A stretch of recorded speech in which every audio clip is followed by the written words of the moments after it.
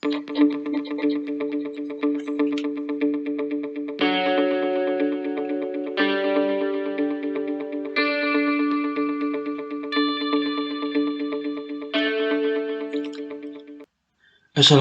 warahmatullahi wabarakatuh. Selamat pagi anak-anak semuanya, selamat pagi anak-anak hebat. Hari ini kita akan melanjutkan materi kita di tema 1, Selamatkan makhluk hidup. Subtema 3, Ayo selamatkan hewan dan tumbuhan. Pembelajaran ketiga, materi di kelas 6, semester pertama. Pembelajaran 3. Kamu telah mempelajari tentang pentingnya melestarikan hewan dan tumbuhan. Adakah yang dapat kamu lakukan untuk mempercepat perkembangan tumbuhan? Nah, pada materi sebelumnya kita sudah mempelajari tentang bagaimana tentang perkembangbiakan hewan. Nah, kali ini kita akan mencari tahu tentang perkembangbiakan pada tumbuhan. Nah, perkembangbiakan tumbuhan ini dibagi menjadi dua. Yang pertama adalah perkembangbiakan secara generatif, yaitu perkembangbiakan dengan cara kawin.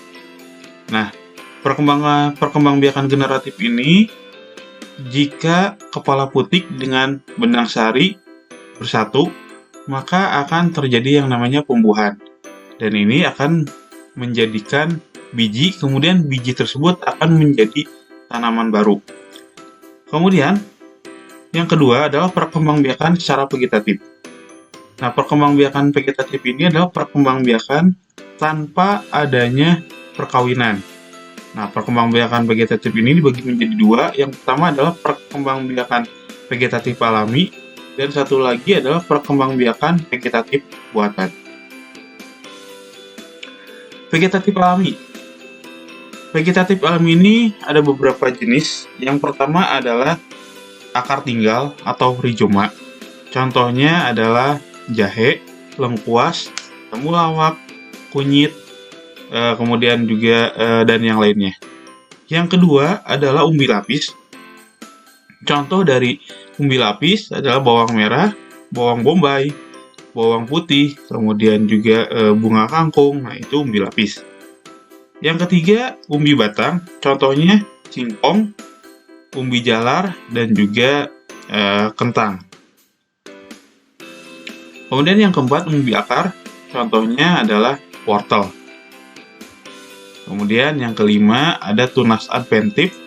Contoh dari tunas adventif ini adalah cuca bebek, kemudian ada sukun, dan juga cemara. Kemudian yang keenam, spora. Kalau spora ini contohnya adalah tumbuhan paku, biasanya ada di hutan-hutan. Kemudian yang ketujuh, geragih atau stolon. Contohnya adalah arbei, kemudian stroberi, ada pegagan, kemudian juga rumput teki ya, itu geragih. Kemudian 8, tunas. Contoh pada vegetatif alami tunas adalah pisang, kemudian ada tebu, dan juga bambu. Nah, itu adalah vegetatif alami. Jadi ada akar tinggal, ada umbi lapis, ada umbi batang, umbi akar, ada juga tunas adventif, spora, geragih, dan juga tunas. Perkembangbiakan generatif tadi dikatakan adalah adanya perkawinan antara benang sari dengan kepala putik. Nah, perkawinan ini bisa dibantu juga oleh hewan yang lainnya. Contohnya adalah kupu-kupu, kemudian ada kumbang, kemudian juga serangga yang lainnya juga yang bisa membantu dalam perkembangbiakan generatif sehingga terjadi yang namanya perkawinan antara benang sari dengan kepala putik. Sehingga nanti setelah terjadi perkawinan, maka nanti akan terjadi yang namanya pembuahan. Nah, dari buah tersebut nanti akan berubah menjadi yang namanya biji. Nah, biji tersebut jika ditanam akan berubah kembali menjadi yang namanya tunas baru atau individu baru. Itu adalah perkembangbiakan generatif.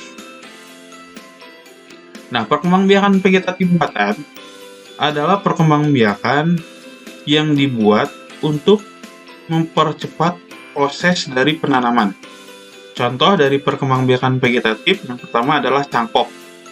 Nah, cangkok ini adalah jenis perkembangbiakan vegetatif dengan cara mengelupas kulit dari batang pohon, kemudian membungkusnya kembali dengan menggunakan tanah. Nah, setelah dibungkus dengan tanah, kemudian disiram bagian dalamnya, kemudian juga dibungkus menggunakan sabut kelapa ataupun juga bisa menggunakan plastik. Nah, nanti tinggal menunggu beberapa waktu ya akan muncul akar, dan setelah muncul akar maka dapat dipotong dahannya dan ditanam pada media yang lain. Itu adalah contoh dari mencangkok. Kemudian yang kedua, stek batang.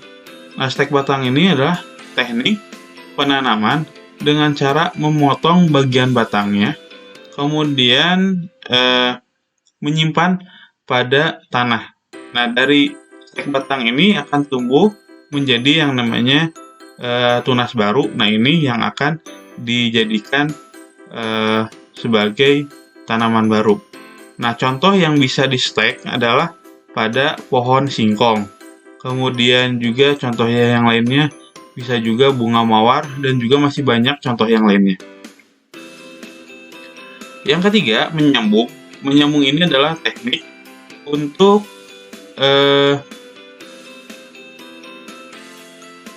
memproduksi tanaman yang baru, sehingga tanaman yang baru tersebut sama dengan yang ada di bawahnya.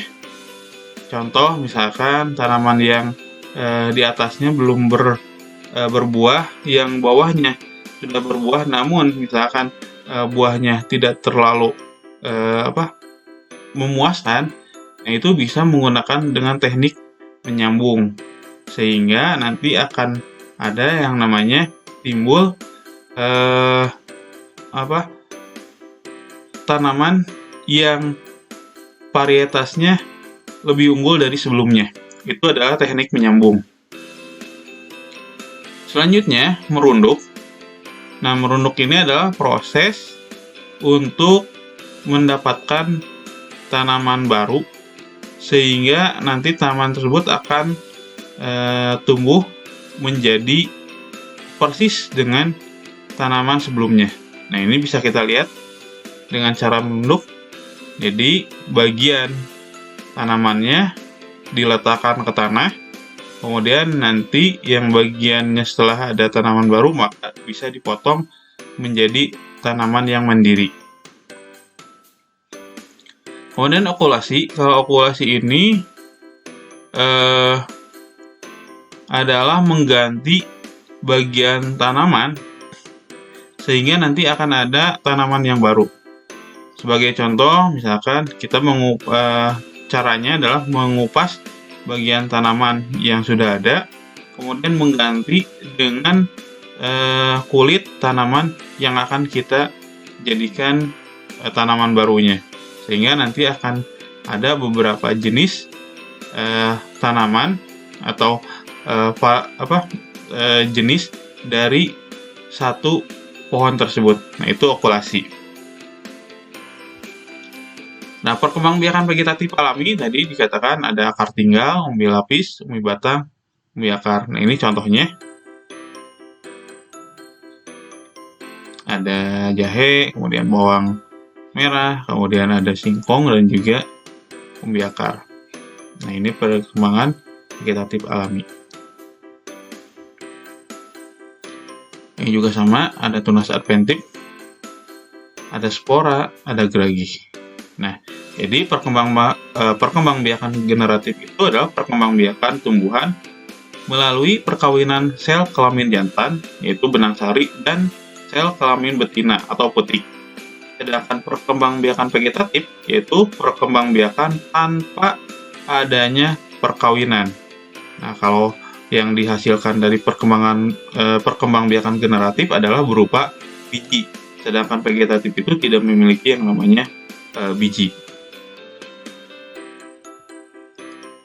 Nah, anak-anak, kita sudah membahas tentang bagaimana cara melestarikan tumbuhan tadi berkembangbiakannya.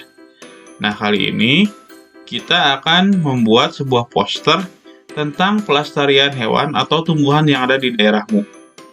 Nah, untuk membuat poster, silahkan nanti buat semenarik mungkin, rapi, dan juga dipahami. Nah, terlebih dahulu, poster ini adalah karya seni atau desain grafis yang berisi komposisi gambar dan huruf yang menarik di atas kertas berukuran besar dan berisi pesan-pesan. Nah, poster biasanya ditempel di tembok, di tempat umum, di kendaraan, atau di tempat strategis yang dikunjungi banyak orang dan mudah dibaca. Ini beberapa jenis dari beberapa contoh dari poster.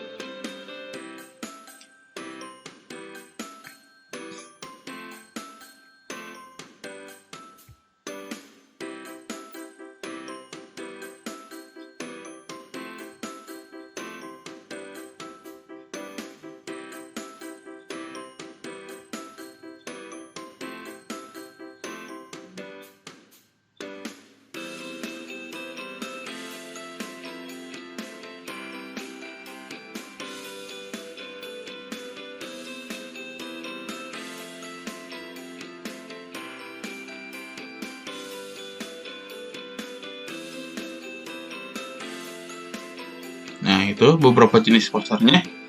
Nah, jadi poster ini adalah sebuah gambar yang dibuat semenarik mungkin dengan bahasa yang sangat sederhana. Atau biasanya bahasanya adalah sebagai bahasa ajakan untuk melakukan sesuatu. Nah, kali ini silahkan anak-anak membuat sebuah poster tentang melestarikan hewan dan tumbuhan. Nah, tugasnya adalah satu, membuat poster tentang melestarikan hewan atau tumbuhan.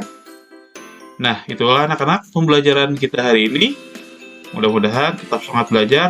Jangan lupa untuk senantiasa melakukan aktivitas dengan melakukan protokol kesehatan. Terima kasih. Wassalamualaikum warahmatullahi wabarakatuh.